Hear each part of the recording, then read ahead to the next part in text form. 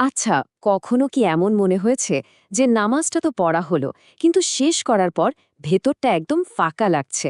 মনে হচ্ছে শুধু কিছু নিয়ম পালন করা হলো, কিন্তু মনটা কিছুই পেল না। যদি এমনটা মনে হয়, তাহলে জেনে রাখুন এই অনুভূতিটা কিন্তু অনেকেরই। আর আজ আমরা ঠিক এই বিষয়টারই গভীরে যাব। এই যে অনুভূতিটা, নামাজ পড়া হচ্ছে কিন্তু মনে হচ্ছে কি যেন একটা নেই। বুকের ভেতরে একটা অজানা ভার, মনটা ছটপট করছে, কিছুতেই যেন শান্তি আসছে না। ইবাদত করার পরেও একটা অদ্ভুত শূন্যতা কাজ করে।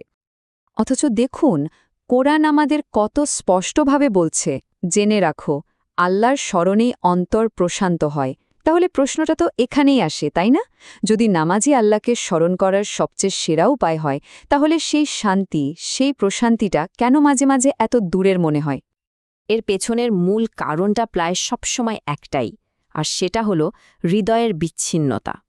মানে আমাদের শরীরটা তো নামাজে ঠিকই আছে, কিন্তু মনটা তখন হাজারটা জিনিস নিয়ে ভাবছে। এই দুটোর মধ্যে কোনো সংযোগই থাকছে না। এই হাদিসটা শুনলে কিন্তু একেবারে গায়ে কাঁটা দেয়।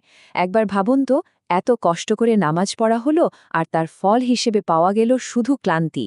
এর মানে হলো হৃদয়ের অংশগ্রহণ ছাড়া শুধু শারীরিক নড়াচড়াটা হয়তো আমাদের আত্মাকে কিছুই দিতে পারে না। আর এই স্লাইডটা ঠিক সেই ভেতরের যুদ্ধটাকেই তুলে ধরেছে। দেখুন, আমরা হয়তো নামাজে দাঁড়িয়ে আছি, মাটিতে সিজদা করছি, কিন্তু আমাদের মনটা তখন কোথায়? হয়তো মোবাইলের একটা নোটিফিকেশনে আটকে আছে, কিংবা কালকের অফিসের মিটিং বা কোনো একটা দুশ্চিন্তায় ডুবে আছে। শরীর এখানে, কিন্তু মনটা অন্য কোথাও।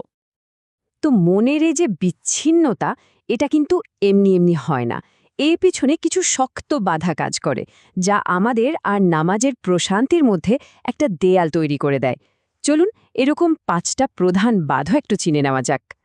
এই যে দেখুন, এখানে সেই ৫টা মূল কারণ তুলে ধরা হয়েছে। প্রথমত, নামাজে মনটাই নেই। তারপর এমন কিছু গোপন গুনাহ যা আমরা ছাড়তে পারছি না, হারাম উপার্জন বা চোখের গুনাহ, কিংবা ধরুন আল্লাহকে নয়, মানুষকে দেখানোর জন্য কিছু করা।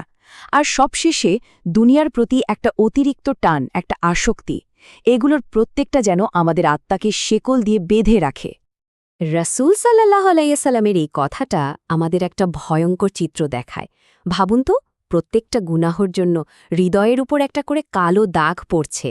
একটা, দুটো করতে করতে একটা সময় তো পুরো অন্তরটাই অন্ধকারে ঢেকে যেতে পারে, তাই না? তার মানে ব্যাপারটা একদম সোজা। প্রতিটি গুনাহ আমাদের ভেতরের শান্তিকে একটু একটু করে কেড়ে নেয়। এক ফোঁটা গুনাহ মানেই হল অন্তরের ভেতর এক ফোঁটা অশান্তির জন্ম হওয়া। তো এত সব বাধা আর সমস্যার কথা তো শুনলাম। এখন প্রশ্ন হলো, তাহলে কি ফিরে আসার কোনো পথ নেই? অবশ্যই আছে। আর সুখবর হলো, পথটা অত কঠিনও নয়। আমাদের সামনে কিছু খুব সাধারণ কিন্তু শক্তিশালী পদক্ষেপ আছে, যা দিয়ে আমরা সেই হারিয়ে যাওয়ার সংযোগটা আবার ফিরিয়ে আনতে পারি। সমাধানের জন্য খুব বিশাল কোনো পরিকল্পনার দরকার নেই। এই ৩টা ছোট ছোট পদক্ষেপ দিয়েই শুরু করা যেতে পারে। ১. নামাজের ঠিক আগে মাত্র ৩০ সেকেন্ডের জন্য থামুন। দুনিয়ার সব চিন্তা থেকে নিজেকে আলাদা করে নিন। ২.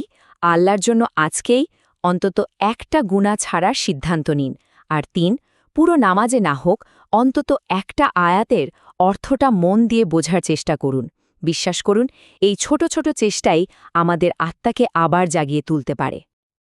আর এই পুরো চেষ্টার শেষে আমাদের চাওয়াটা তো একটাই, এই দোয়াটা, হে আল্লাহ, আমার অন্তরে নূর বা আলো দান করুন, যে আলো সব অন্ধকার দূর করে দেয়।